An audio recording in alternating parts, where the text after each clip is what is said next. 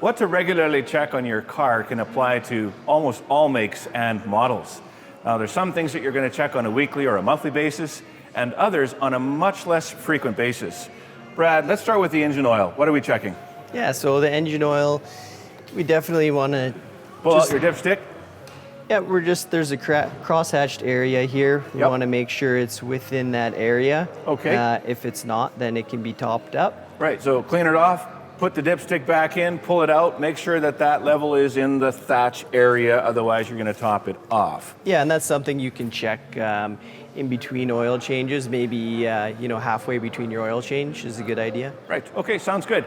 Now, transmission fluid is something on a Ford that's not really something you're going to have to worry about checking because most of the vehicles now are sealed. Yeah, on the newer Fords, there's no dipstick, so you don't need to check it. As long as there's no leak, then you should be good. And when you're in for service, that's something that will be checked. Now, there are some vehicles, though, other models, makes that have a dipstick for the transmission fluid. How do I check it? Yeah, so the older ones, some makes are different, but as far as Fords go, and a lot of them are the same, you want to have the vehicle parked on a level surface, the vehicle running in park, and again, it'll have a cross-hatched area like an oil dipstick. Sounds good.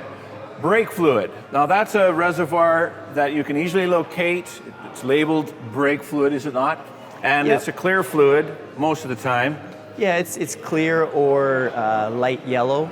And if it gets dark in color, then obviously that means it's getting dirty and it's something that should be changed. Right. So watch for the minimum mark and make sure that it's at least at that level. Yeah, so as your brakes wear, the level will go slightly down in the reservoir, but typically it shouldn't move too much. So if it's at the lower level on the reservoir, it either means you need brakes or a leak. What about the color of the brake fluid? Yeah, it should stay clear to light yellow. And if it's like a brownish color, then it's time to get changed. Okay, sounds good. It's a very easy thing to check. As I said, we've got all these different clear containers like the coolant and the brake fluid. Of course, the washer fluid, that's an easy one that you can check yourself and top up just about any time you need to. Yeah. What about the coolant fluid that we've just mentioned? Yeah, so coolant is different colors depending on the make or year of the vehicle, but they all come in a clear bottle, clear reservoir, so you can see the level of it. They have a minimum and a maximum level. When should I check that? Like when it's hot or cold? Well, you can check it either or. So typically when they're cold, they should be at least at the minimum level, and when they're hot, they'll be closer to the max. Okay. One thing to definitely keep in mind is if your engine is hot, not to open the cap, because that'll be disaster. It can make a big mess, burn yourself. System's under pressure, so if you were to open that cap and the engine's hot, that's a very dangerous situation. For sure. Not something that you want to do. So bring it into the store and have a mechanic take care of that if you need to top it up, right? It's safe to open when the engine's cold.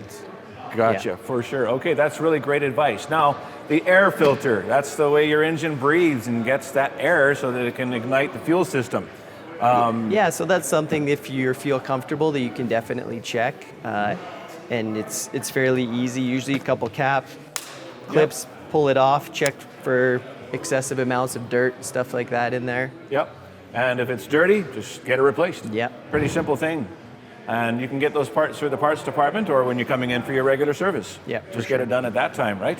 What about my drive belts? So belts, if you start your vehicle and first thing in the morning when it's cold, if there's something wrong with your belt, that's usually when they'll be noisy, squeaky. Squealing.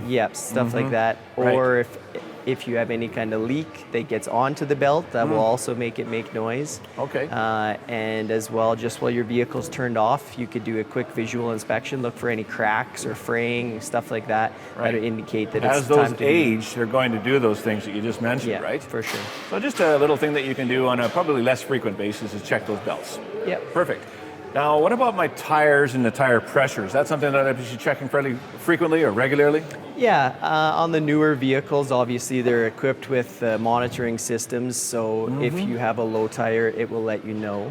Yep. On the Those are pretty accurate? Yes, they are, yeah. They usually give you like 5 PSI. Once it's low, about 5 PSI, it'll set the light right on the dash. Okay. if your vehicle's older than that, it's a good idea to check it more frequently. Okay. When you're doing your filling up with gas. For instance, right? Yep. And where do I get the tire pressure from? Like, how much pressure do I put in the tires? Yeah, on the driver's door. Okay. In the door jamb there, it'll say what the spec is for them. Right, so there's a label clearly marked inside the door jamb that you can get for the front tires and the rear tires. Yes. Sometimes it's a little bit different. Correct. Or could be the same. Yep, But, either yeah, or. so just check that out, make sure. Now, you mentioned very briefly visual inspection underneath the hood when you're checking underneath the hood for what we'd be looking for. Yeah, definitely any kind of leaks, or if when you're driving the vehicle, you have any weird smells, it could indicate that you do have a leak. Yep. Sure. Yeah, What about stuff corrosion like that. on the battery terminals? Yep. That's a quick visual inspection. Yeah, that's an important thing with our winters. We want to have our batteries as strong as possible, and when they do get corrosion on the terminals, it usually leads to the battery being more weak. Yeah. And it'll lead to issues when you're trying to start it in the winter. You betcha. So there's a nice little checklist for you to go through on a weekly, monthly, or less frequent basis. When you open the hood, check those things out, watch for those, and it's kind of like preventative maintenance. So when something arises, you can catch that quickly and save yourself a bundle of money. Always refer to the owner's manual, guys, if you have any questions, and you can always drop into the dealership and talk to one of the mechanics. They'd be happy to answer any questions. Right? You bet. Thanks for joining us.